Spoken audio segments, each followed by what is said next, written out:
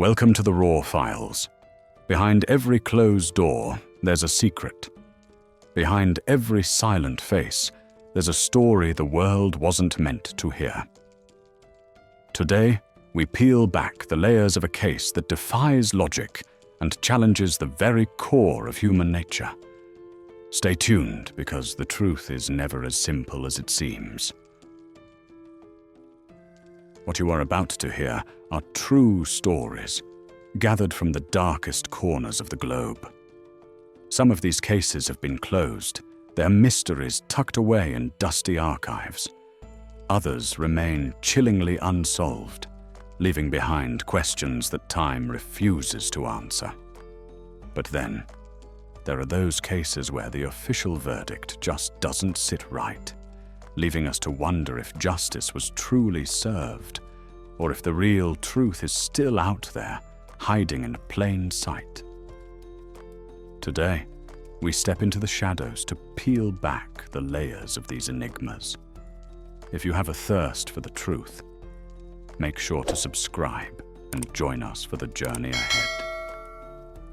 Now, let's open the files.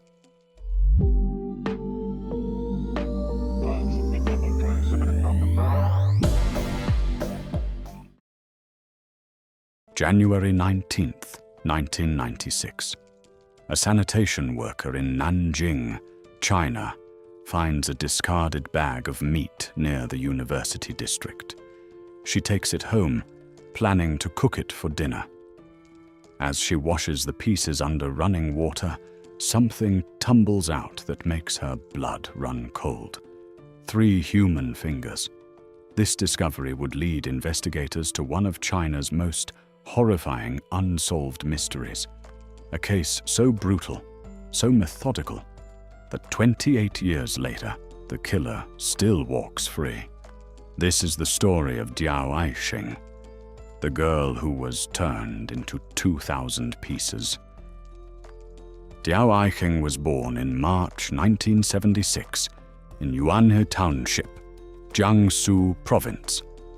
She would never see her 20th birthday. Those who knew her described a girl of average height, about 5'5", with short hair, glasses, and a distinctive beauty mark above her lip.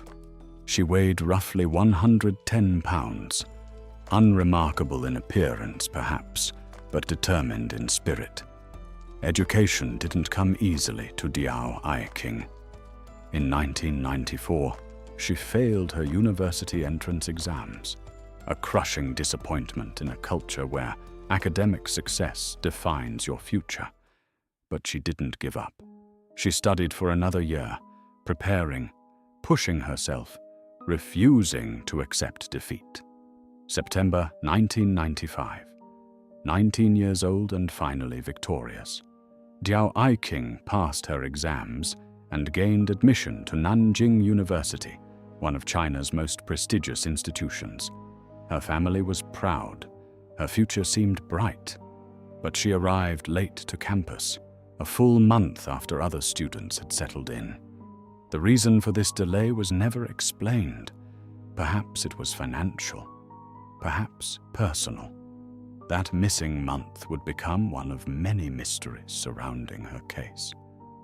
By January 1996, Diao Aiqing had been at Nanjing University for only 4 months, still finding her place, still making friends, still learning the rhythms of dormitory life. She would never get the chance to finish her first year. January 7th, 1996. 3 days before Diao Aiqing vanished, she attended a birthday party for a high school friend who also studied at Nanjing University. Nothing unusual. College students celebrating together. She stayed overnight at her friend's place, returning to her dormitory the next day. January 9th. 1 day before everything changed, Diao Aiqing skipped classes. She spent the entire day out, returning to the dormitory late that night. When her roommates asked where she'd been, she mentioned going out with someone from her hometown. She didn't elaborate. They didn't press. January 10th, 1996. The last day anyone saw Diao Aiqing alive. She returned to her dormitory in the afternoon, telling her roommates she felt tired, slightly unwell. She stayed in, ate dinner with them, and then left the building around 8 in the evening. She never came back. At first, no one panicked. College students have freedom. They come and go. Maybe she was staying with friends. Maybe she'd gone home without telling anyone. Days passed, then a week. Still no sign of Diao Aiqing. Her roommates grew concerned, but didn't immediately report her missing. In the casual atmosphere of university life, it's easy to assume someone is simply busy or avoiding dormitory rules about curfews. 9 days would pass before anyone understood the terrible truth. January 19th, 1996. 9 days after Diao Aiqing walked out of her dormitory for the last time. Nanjing had just been hit by heavy snowfall. The city was blanketed in white, streets quiet, alleys transformed into pristine corridors of ice and powder. A sanitation worker, an older woman whose job was to clean the streets near Nanjing University, was making her rounds through a small alley south of the campus near the city center. She spotted a plastic bag that looked like it contained pork. In a time and place where poverty was still common, wasting food was unthinkable. She picked up the bag, took it home, and began washing the meat, planning to cook it for her family. As water ran over the pieces, something solid caught against her fingers. She looked down. 3 human fingers stared back at her from the sink. The woman's scream brought neighbors running. Police arrived within the hour. What they found in that bag was approximately 1.5 pounds of human tissue, carefully cut into uniform pieces. This was just the beginning. Once police realized they were dealing with dismembered human remains, a massive search operation began. Officers combed every inch of the university district, checking dumpsters, construction sites, drainage systems, anywhere someone might dispose of evidence. What they found defied comprehension. Over the following days and weeks, investigators discovered 12 separate bags containing human remains. The locations formed a rough circle around Nanjing University. Location 1. The alley where the sanitation worker found the first bag. Contents: 1.5 pounds of tissue and 3 fingers. Location 2. A construction site on Huaqiao Road. A black garbage bag containing 1.75 pounds of flesh. Location 3. Near a trash collection area on Xiaofen Bridge Road. 2 travel bags. The first contained 14 pounds of flesh and internal organs. The second held 11 pounds of tissue and organs.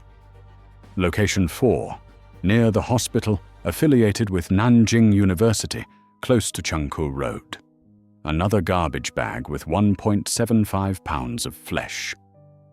Location 5. The north gate of Nanjing University on Tianjin Road. A blue leather backpack containing 16.5 pounds of bones. Location 6.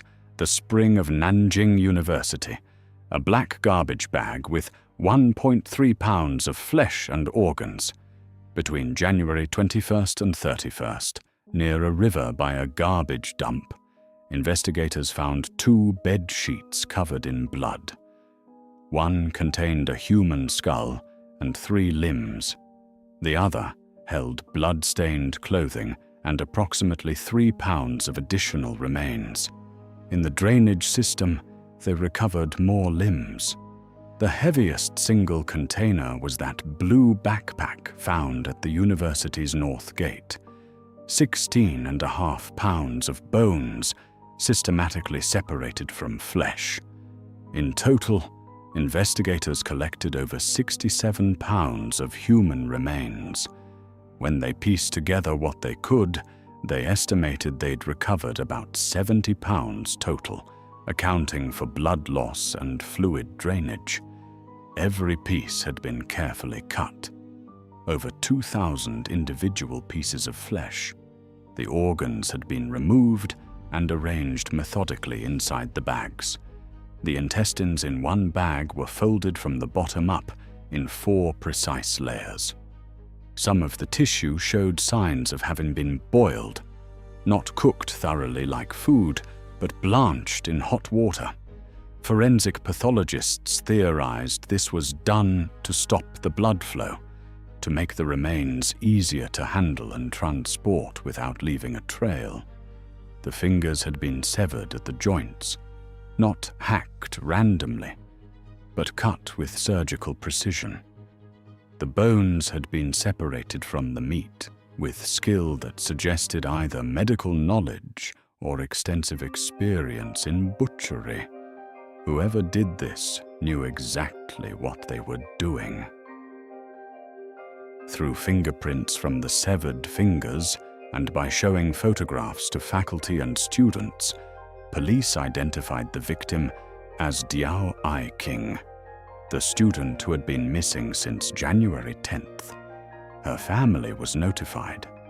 The girl who'd fought so hard to get into university, who'd overcome failure and tried again, was dead, murdered in a way that suggested not rage, not passion, but cold, methodical calculation. The news sent shockwaves through Nanjing University.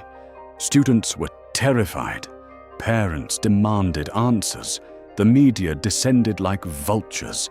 This wasn't a crime of opportunity. This wasn't a moment of violence that spiraled out of control. This was systematic, planned, executed with chilling precision. And the killer had scattered the evidence across a wide area, making it difficult to establish a primary crime scene. There was no blood-soaked room to discover, no murder weapon left behind, no witnesses who heard screams in the night, just bags of carefully dismembered flesh distributed like packages in a delivery route. The Nanjing police launched one of the largest investigations in the city's history. They interviewed thousands of people, students, faculty, staff, anyone who might have seen something, heard something, known something. They established a timeline. Diao Aiqing had left her dormitory around 8 p.m.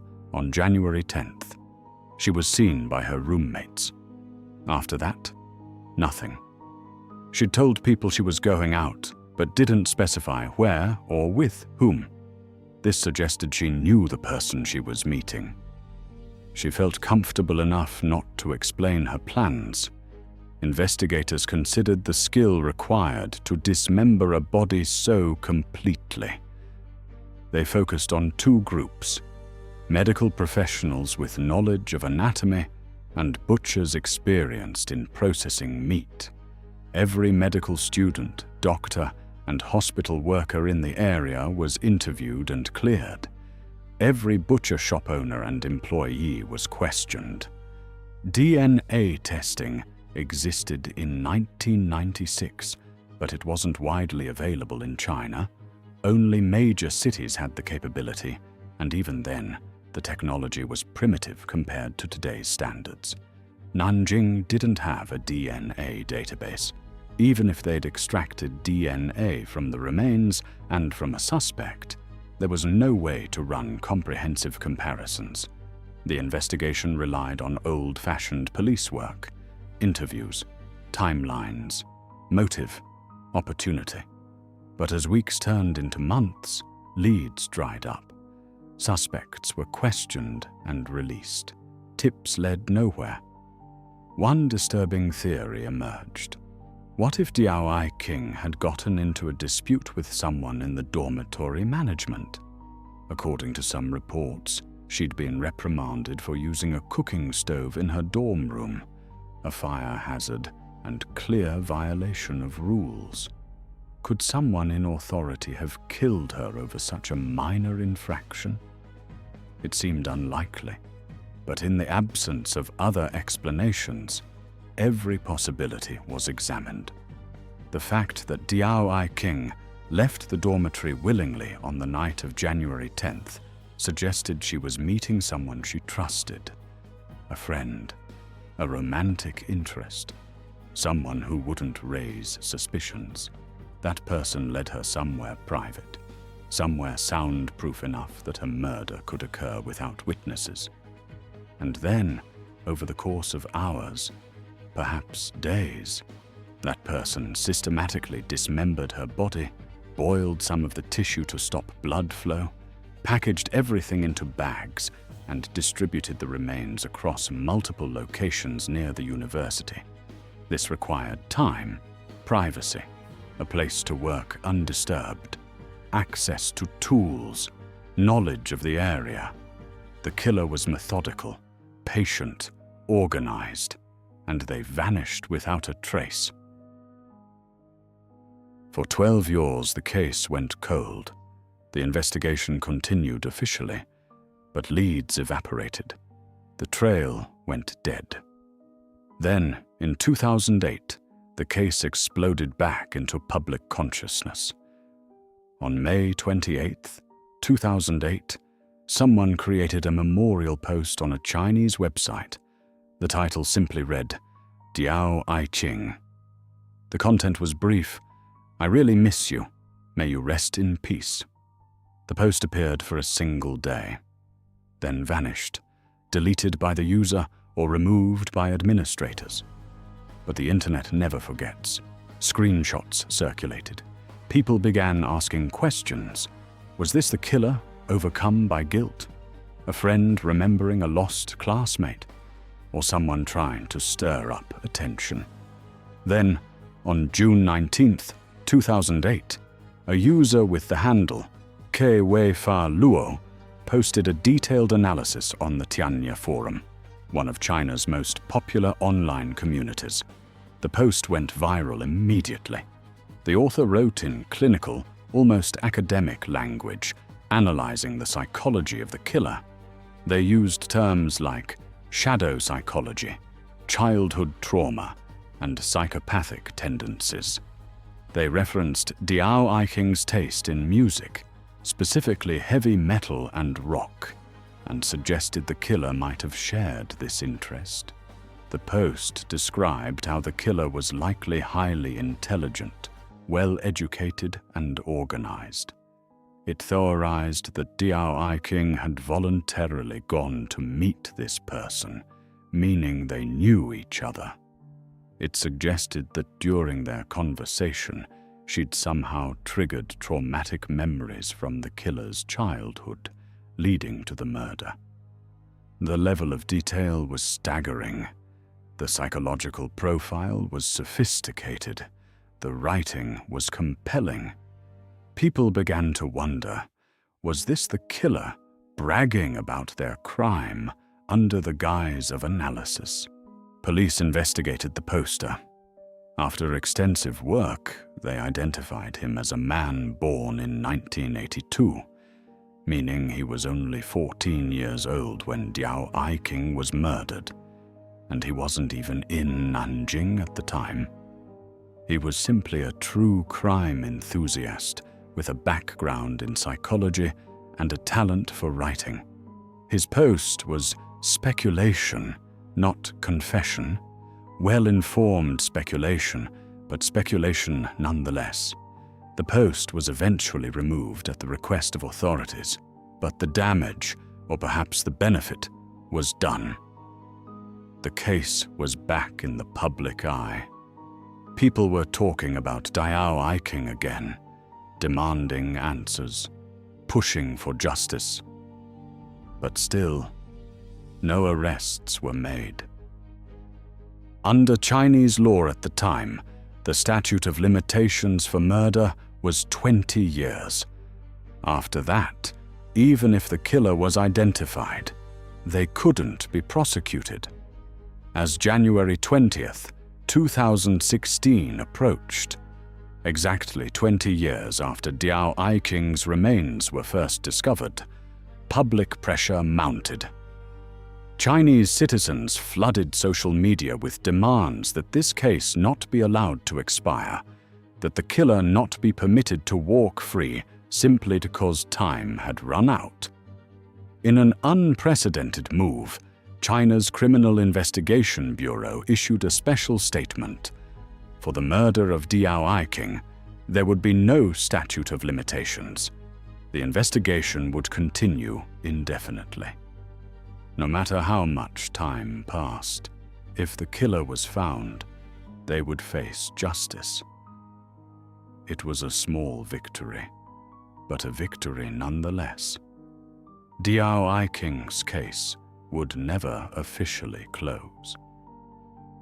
March 29th, 2021, 25 years after Diao Aiqing's murder, her family filed a lawsuit against Nanjing University. Their lawyer explained the reasoning. The university had failed in its duty of care. When Diao Aiqing used a cooking stove in her dormitory room, she was reprimanded by management. This conflict may have upset her, possibly contributing to her decision to leave the dormitory on the night of January 10th. More importantly, when she failed to return that night, the university didn't notify her family. They didn't file a missing person report. They didn't raise an alarm. 9 days passed before her remains were discovered. 9 days during which the killer had time to complete their horrific work and disappear. If the university had acted immediately when Diao Aiqing didn't return, could she have been saved? Could the killer have been caught before they had time to cover their tracks? The family wasn't primarily interested in money. They demanded 1.62 million yuan, roughly $250,000, not for compensation, but to force the university to take responsibility, to acknowledge their failure. Diao Aiqing's sister represented the family in court. Their parents were elderly now, worn down by decades of grief. The sister made it clear, this lawsuit wasn't about money, it was about keeping the case alive, about forcing continued investigation, about refusing to let her sister be forgotten. As of now, the lawsuit is ongoing. The case remains unsolved. To this day, the case remains an unsolved mystery, shrouded in silence, buried beneath layers of unanswered questions that continue to unsettle all who examine it. Why were the remains in the Diao Aiqing case handled with such surgical-like precision? Was it to make identification difficult? To prevent discovery of cause of death? Or was there some other, darker purpose? Why scatter the remains across so many locations? It would have been easier to dispose of everything in one place, buried in the countryside, weighted down in a river. Why create multiple scenes that increased the risk of discovery? Some have suggested the killer was sending a message, displaying their work, proving their intelligence and superiority. Others believe it was purely practical. Smaller bags were easier to transport. Multiple disposal sites reduced the chance that all evidence would be found. Why boil some of the tissue? Was it medical knowledge or something learned from butchering animals? Or had the killer researched forensic techniques, knowing that treating the tissue this way would make it harder to extract evidence? Who was Diao Aiqing meeting on the night of January 10th? She left voluntarily, which means she trusted this person. Was it someone from her hometown, a new friend from university, a romantic interest she'd kept secret?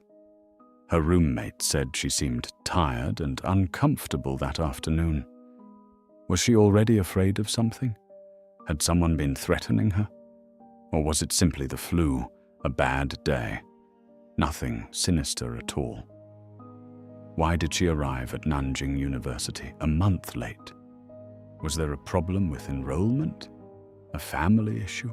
Or had something happened during that missing month that set events in motion?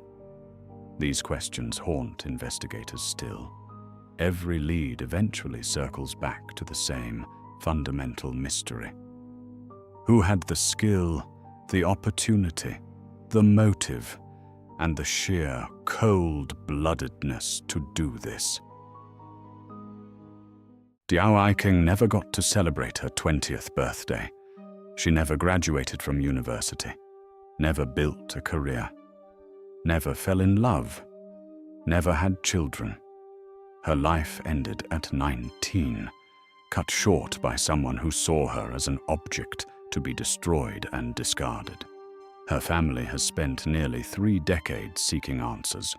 Her parents, now elderly, may die without ever knowing who killed their daughter or why. Nanjing University installed new security measures after her death. Stricter dormitory rules, better monitoring of students who didn't return at night. But these changes came too late for Diao Aiqing. The case became infamous across China. The 1-19 case, named after the date her remains were first discovered. It's taught in criminal justice courses as an example of a methodically planned murder that defeated investigation. Diao Aiqing's killer didn't just take her life, they took her family's peace. They took the community's sense of safety. They proved that it's possible to commit an act of unspeakable cruelty and simply walk away. And perhaps worst of all, they're still out there, walking among us, living a normal life, while Diao Aiqing remains frozen at 19, her last moments unknowable, her final thoughts unheard. This case reminds us that evil doesn't always wear a recognizable face. The most dangerous people are often those who seem normal, trustworthy, safe. They're the person you'd meet for coffee, the classmate you'd study with, the friend who seems a little quiet, a little odd, but harmless. Until they're not.